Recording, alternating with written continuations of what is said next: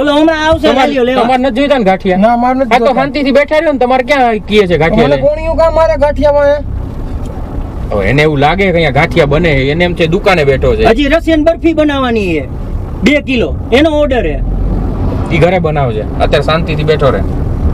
કાકા મને ઉતારી દો અહીંયા. ખોલો ગાડી ખોલો, મારે આવું જ નથી તમારે ભેગું. ઊભી રાખો ભાઈ, મારે નથી આવું, હું પ્રાઇવેટ બસમાં વહી જાય. આમ પોહાય જ નહીં મારે.